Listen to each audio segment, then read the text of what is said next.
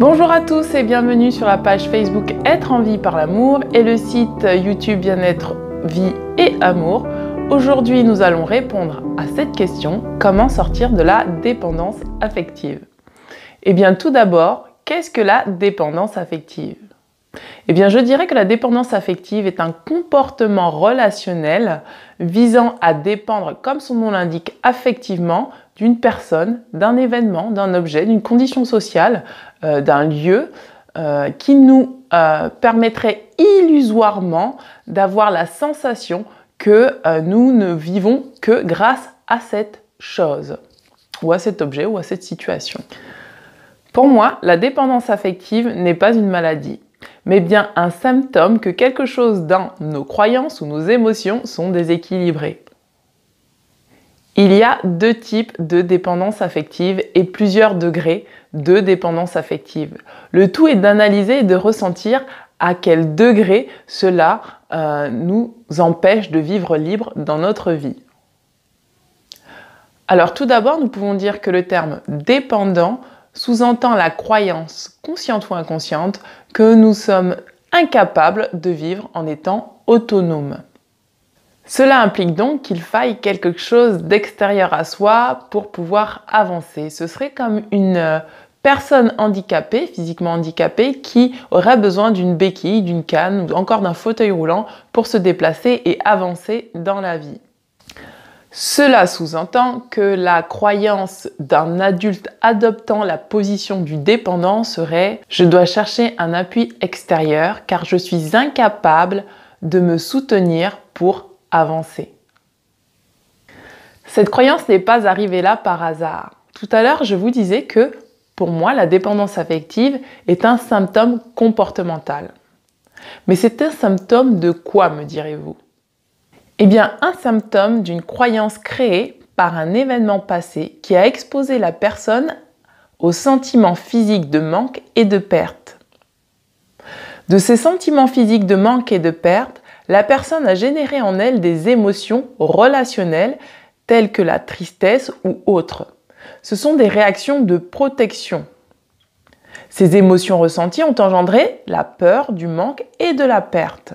Face à ces peurs, les mémoires cellulaires émotionnelles seront mises en alerte dès qu'il y aura potentiellement une situation qui se présentera avec un risque de perdre ou de manquer, qu'elle soit réelle ou non.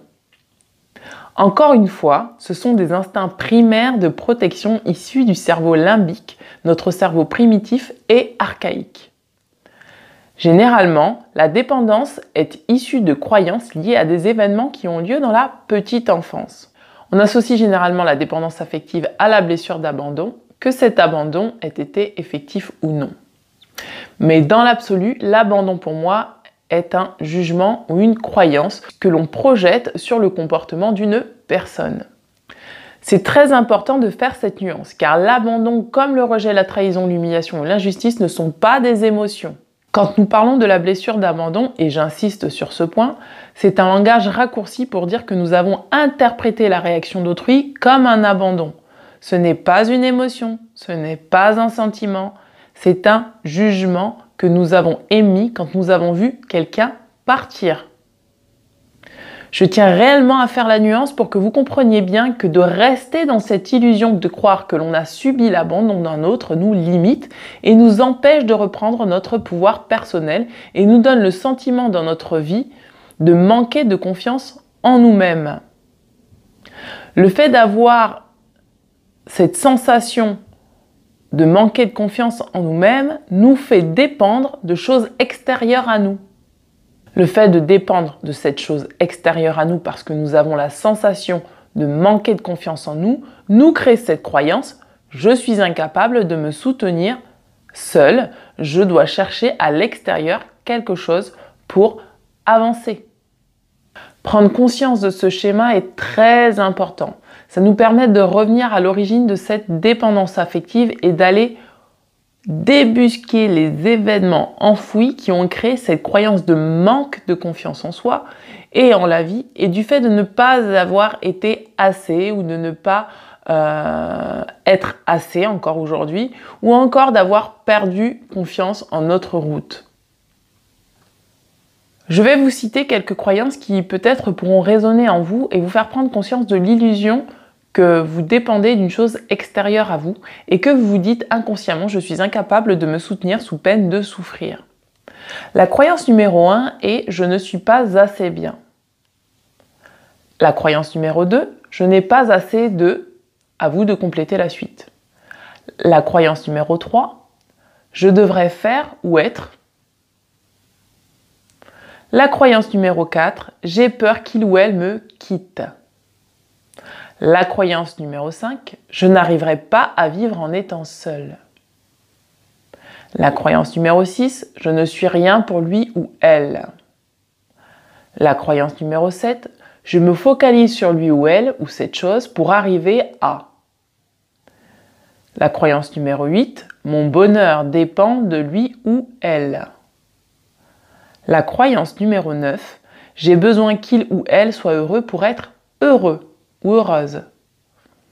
La croyance numéro 10 « je ne serai pas à la hauteur si je n'ai pas… ». À vous de compléter la suite. Avec plus de subtilité, la croyance numéro 11 « j'attends ou j'espère qu'il ou elle change ». La croyance numéro 12, si il ou elle fait cela, je. Alors de façon sous-jacente, dans ces croyances se cache le triangle de Karpman. Vous avez des croyances qui impliquent que vous êtes un bourreau intérieur pour vous-même et d'autres croyances qui vous font croire que vous êtes victime de l'extérieur pour pouvoir agir. Alors comprenez bien que toutes ces croyances vous obligent à vous suradapter, à adopter un comportement qui n'est pas le vôtre. Alors que faire? Avant de répondre à cette question, j'aimerais signifier qu'il y a deux types de comportements de dépendants affectifs. Ce sont des comportements issus de la peur. Et donc, sous ces comportements, il y a plusieurs choix. Face à la peur, on a le choix de fuir, on a le choix de combattre et on a le choix de se figer. Je dirais que dans les deux comportements, vous avez l'état de figement qui apparaît au bout d'un moment. Le premier comportement de dépendance affective incite la personne à se suradapter en se combattant elle-même de l'intérieur ou en s'accrochant désespérément à ce qu'une personne désire au détriment de ce qu'elle souhaite réellement. En adoptant les croyances et les volontés conscientes ou inconscientes de celle-ci, elle s'oublie et elle travestit sa réalité intérieure. Souvent, la personne dans ce cas de dépendance affective va attirer quelqu'un d'abusif qui sera là pour lui faire prendre conscience de ses comportements autodestructeurs. Généralement, à la fin de cette relation, cette personne aura perdu toute identité et s'identifiera à une victime impuissante qui a été à la merci d'une personne abusive. Je le dis comme cela volontairement, ce qui peut paraître très dur, mais soyez conscient qu'une relation se fait à deux ou à plusieurs, et comme le dit Jacques Salomé, chacun tient son bout de la relation et donc est responsable de ce qu'il tient. Le fait de prendre conscience de cela vous redonne votre pouvoir personnel de continuer à tenir votre bout de la relation ou de la lâcher quand vous sentez qu'il n'y a pas d'autre possibilité pour équilibrer la relation. Souvent, dans ces relations de dépendance affective, il y a de la manipulation.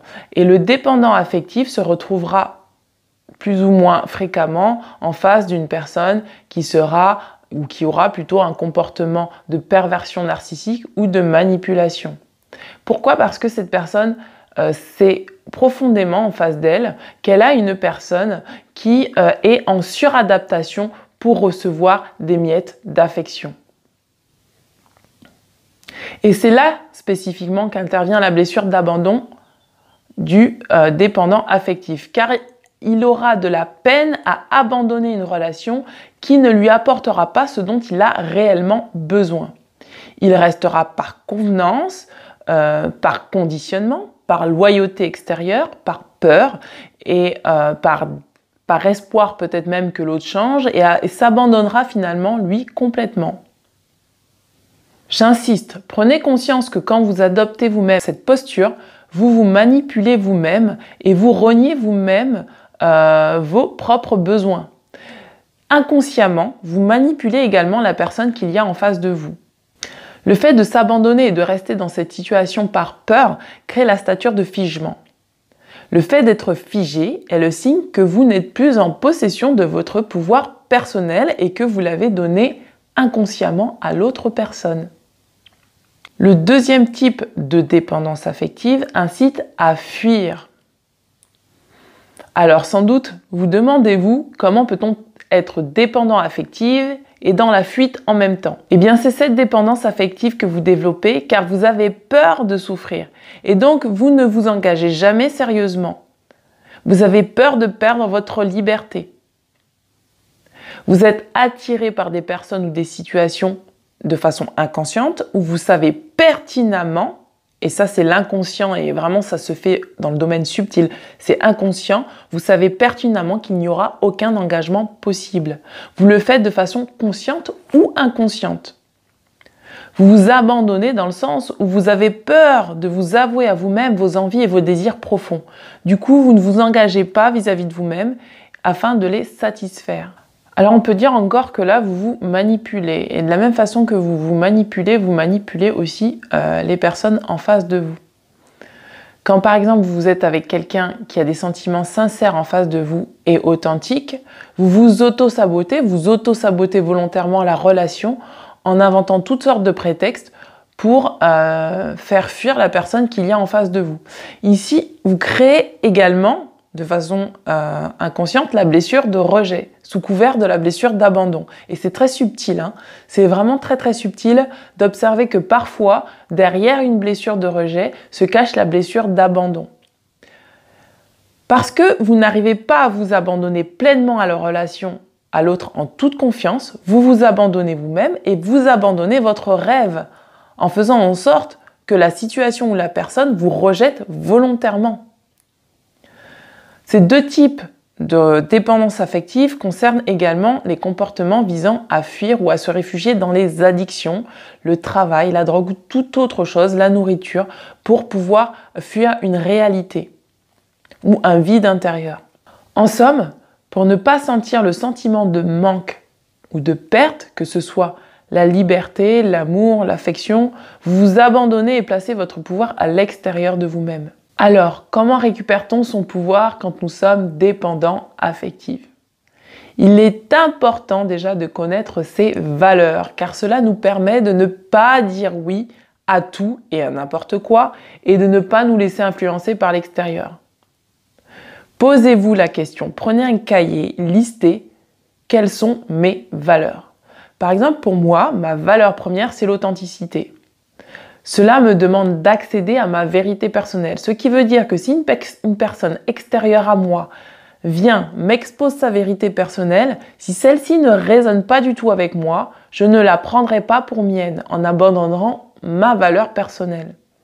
Si au contraire elle résonne avec moi, je pourrais l'accepter et la prendre. Mais il faut toujours que ça soit en accord avec mon authenticité. C'est-à-dire qu'il faut que ça résonne avec moi. Déjà, de connaître vos valeurs va vous permettre à ce que vous soyez plus ancré à l'intérieur de vous-même et que vous preniez des décisions d'après votre intériorité et non pas d'après l'extérieur, d'après ce que la société pense, d'après ce que votre compagne ou votre compagnon pense, d'après ce que vos parents pensent, etc. Prenez conscience qu'oser dire non, c'est se dire oui à soi et retrouver son estime de soi-même. Le fait de renouer avec son estime personnelle permet de ressentir plus de confiance en soi. En somme, plus de confiance en soi permet de s'appuyer progressivement sur soi et de se soutenir davantage chaque jour.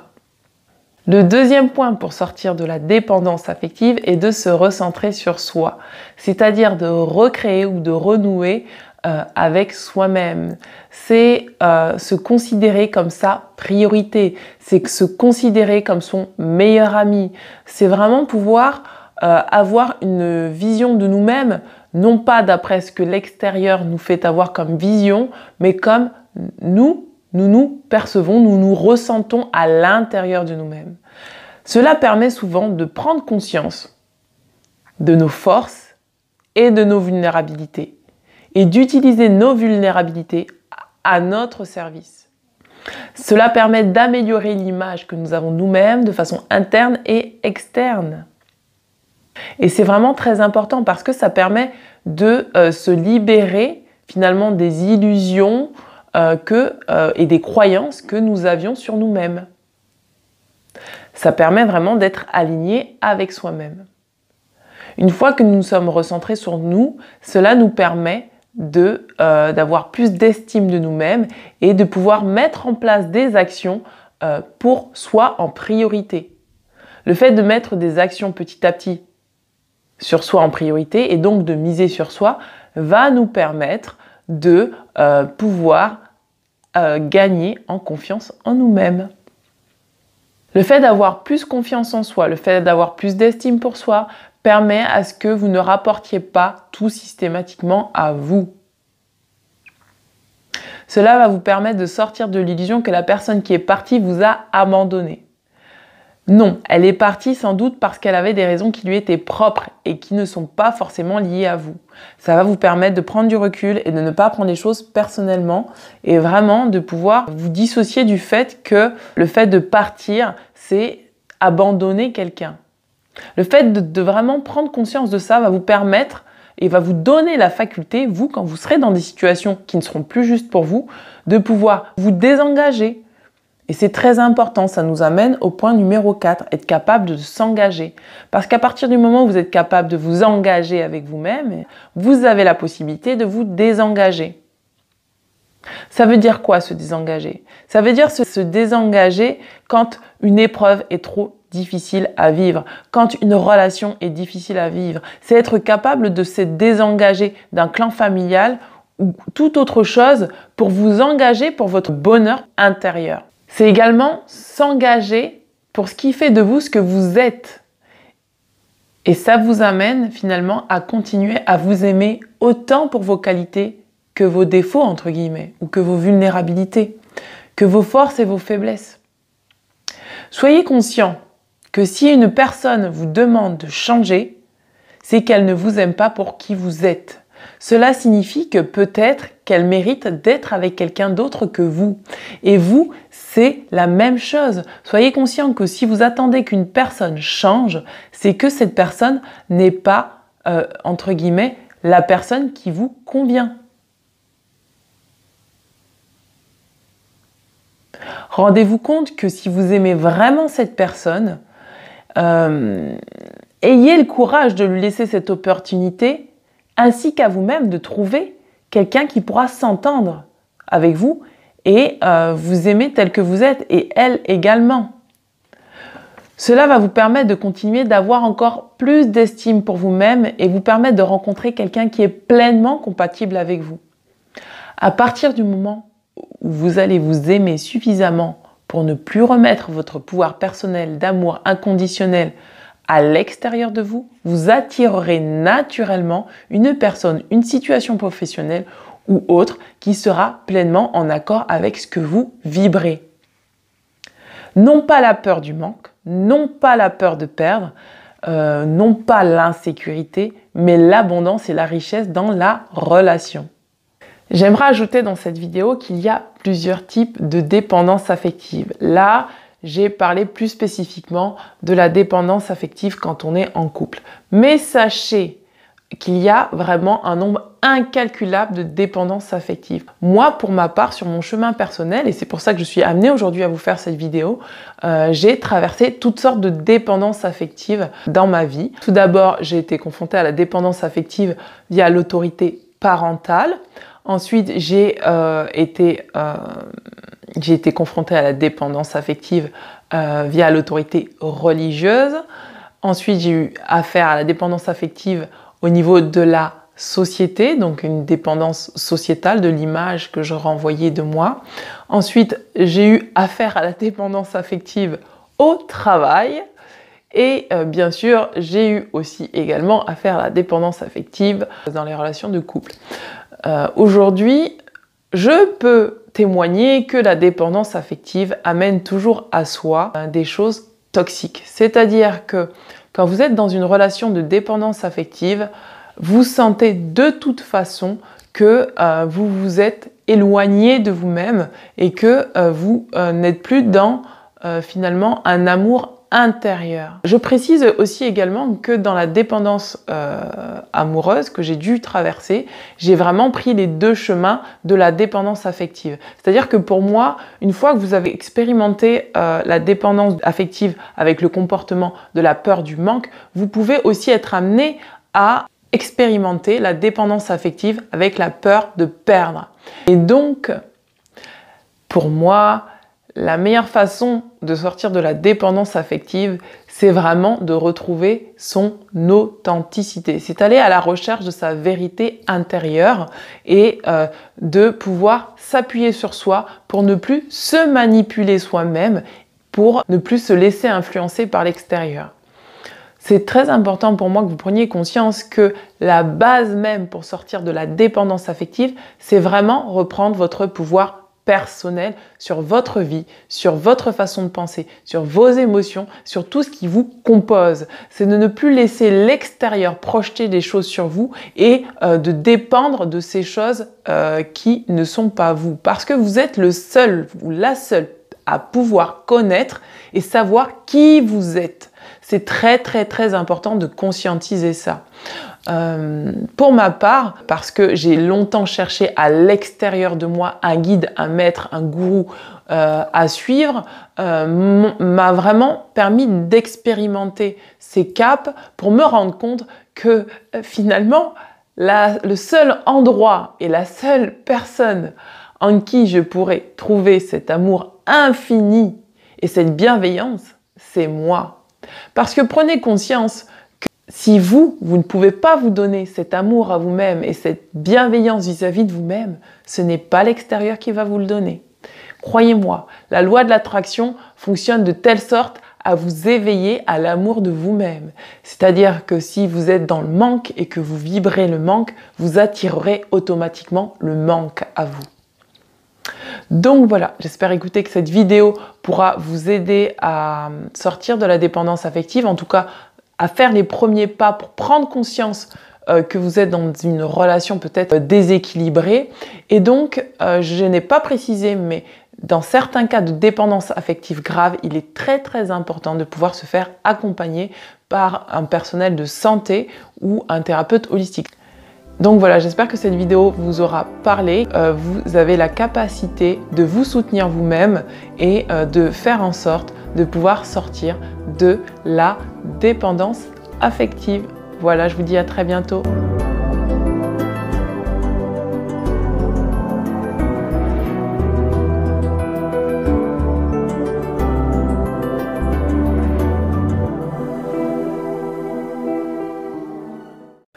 Pour moi, la dépendance affective n'est pas une maladie, mais bien une croyance, un symptôme.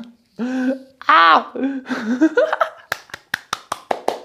La croyance que... Pour moi, la dépendance affective n'est pas une maladie, mais bien un symptôme d'une croyance. Ça y est, j'y recommence. Pour moi, la dépendance affective n'est pas une maladie, mais bien un symptôme que quelque chose dans nos croyances et dans nos émotions sont déséquilibrées. Nous sommes incapables de vivre en étant autonomes. La dépendance affective est un comportement relationnel, comme son nom l'indique, de dépendance affective. Ah non, c'est pas bon! Qui vise à dépendre. Eh bien, une symptôme